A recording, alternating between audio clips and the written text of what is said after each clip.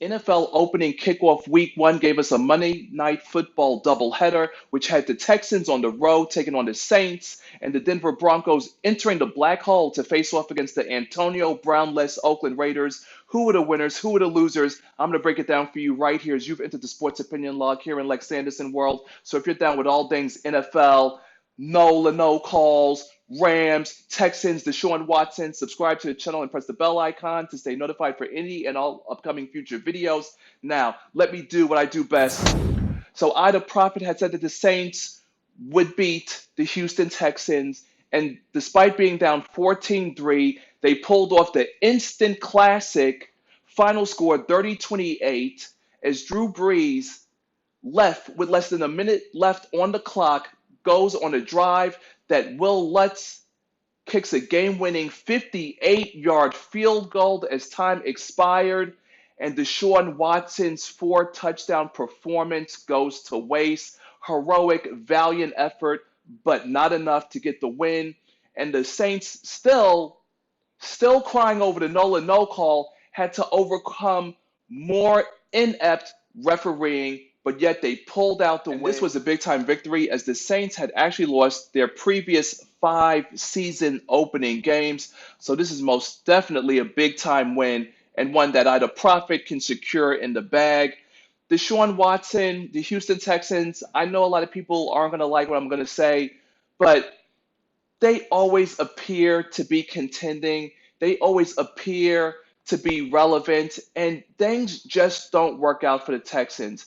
If it wasn't former quarterback Matt Schwab not working out or J.J. Watt going down with an injury, they let Davion Clowney, they let him go to the Seattle Seahawks. And DeShaun Watson, he truly might be the Michael Jordan of the NFL because I just don't see anything coming in terms of success with the Houston Texans, and here's why. Last year in the playoffs, the Texans were supposed to make noise, but they got trampled by Andrew Luck, or the newly retired Andrew Luck, in a 21-7 loss. So as I go through the stats, I look up their playoff record, and the Texans are horrible. Overall, out of 8 games, they're 3-5, 3-2 in the wild card round, and 0-3 in the divisional round. That's not going to work. So Houston Texans, I'm going to have to label you as playoff pretenders, definitely not Super Bowl contenders. But honestly, don't look for anything exciting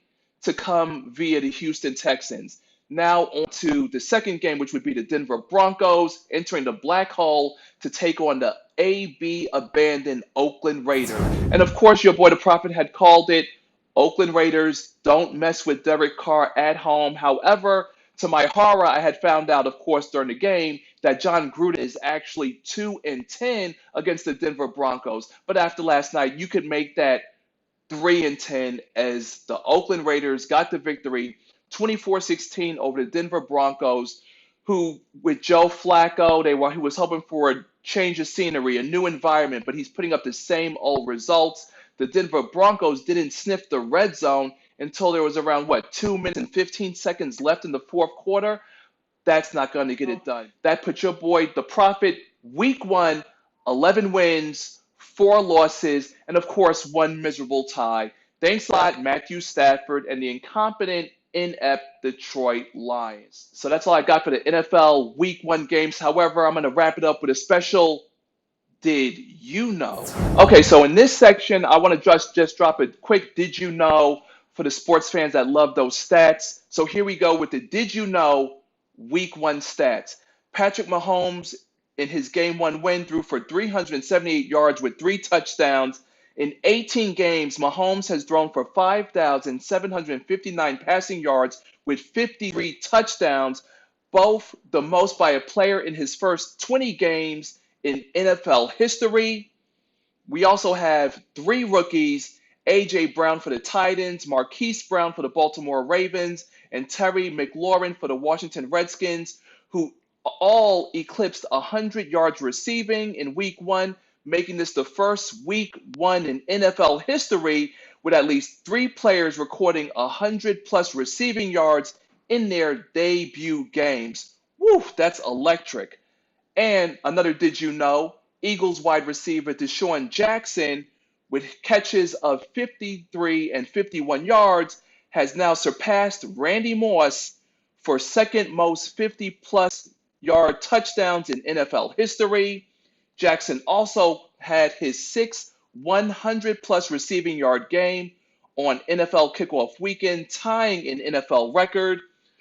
The Ravens, with 42 points in the first half in their game against the Miami Dolphins, was actually a record for an NFL team having the most points in a half for NFL opening kickoff week. But Julio Jones became the second fastest player to reach 700 career receptions in NFL history, and Le'Veon Bell became the fastest player in NFL history to reach 8,000 career scrimmage yards. So there we go. The Did You Know by your boy, The Prophet. Thank you all very much for tuning in. And of course, as always, I will gift you 2 videos for you to check out. Thank you all very much for tuning in. NFL opening week kickoff. Week 1 is in the books. Y'all know how we do, or you know how I do. LexAnderson Sports Opinion Log. Thank you very much for tuning in. If you're still watching this on YouTube, if you've come this far, if you're looking for a place to stay, make the commitment. Subscribe to the channel. I welcome you. Drop a comment below. Press the bell icon to stay notified for any and all upcoming future videos. Until next time, sports fans nationwide, it's your boy LexAnderson, signing out.